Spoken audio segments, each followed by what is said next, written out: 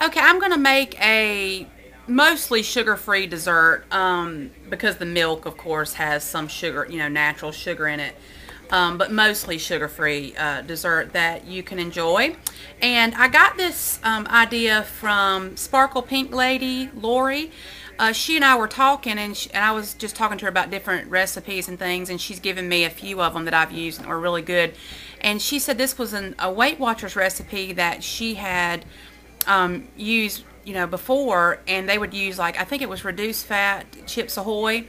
But I use the sugar-free cookies, and you can use the chocolate chip ones, you can use oatmeal, you can use the pecan sandy ones. They have, what else? They have like mint chocolate ones in the Murray. They have vanilla wafers, shortbread cookies, all different kinds. And you can use any of those sugar-free cookies in this recipe. So whatever you like, you use that.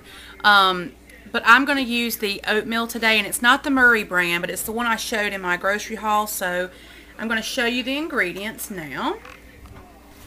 Oh, and thank you, Lori, for the recipe. Okay, this is the cookies that I'm going to use.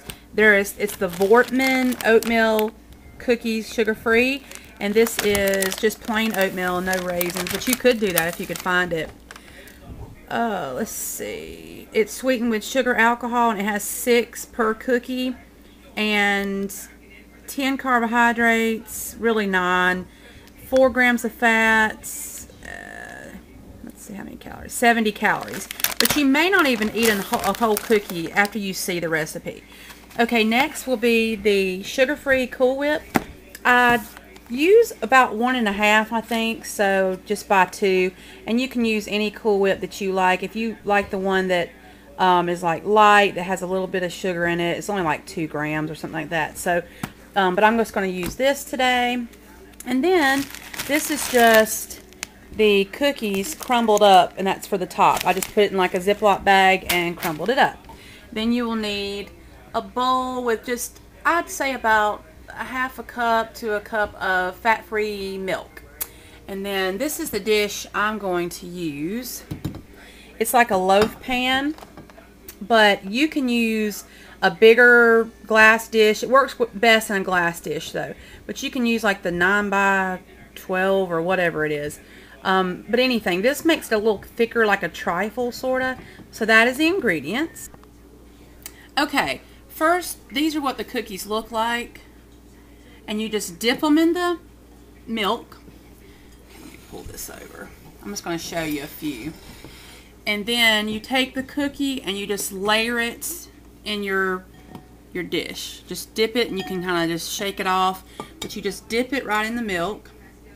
And what I'm going to have to do probably is break one. I've not used this brand of cookie before. The smaller ones, they fit a little better, but I'm going to take and I'm just going to break it in half and just dip that, and then you just make a row. Let me show you, and you can do this any way you want. It's not pretty, but you just lay the cookies out, and I'm going to finish up this row, and then I'll come back and show you the next step.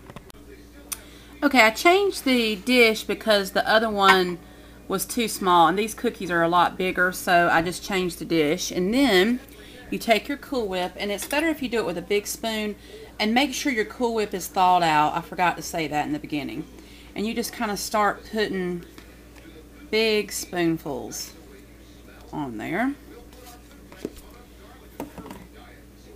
Now you just spread it out, and it doesn't have to be a very thick layer because the milk, it soaks up in the cookie and it makes it kind of like a cake. So this doesn't have to be super thick. Just make sure it's all the way to the ends. Even if it's a place where there's not cookies, just make sure it's filled all in. Just like that. Then you take more cookies and you dip them again and just layer it. And what I had to do in this pan was I put 2 side by side, and then I broke one in half and then put it on the end. So let me just show you. So just break it in half, and you just kind of, whatever kind of dish you have. Alright, and it's kind of messy on that end. But that's how it looks. And when it's all done, I'll come back and show you the finished product. Okay, this is what it looks like when it's finished. I crushed up some of the cookies a little bit too much, so it's not as neat as I'd like it to be, but this is what it will look like, depending on what kind of cookies you use. It could look different, of course. And you just take this, here's the side. You can't really see the layer of cookies in there. Maybe you can here on the side. And what you do is you put this in the refrigerator. You can put it, if you do it in the morning, it should be ready by that night, but I usually do it overnight, and it's much better. It soaks up all the juice and everything, and so it's kind of like a cake, very moist cake, and I hope you enjoy.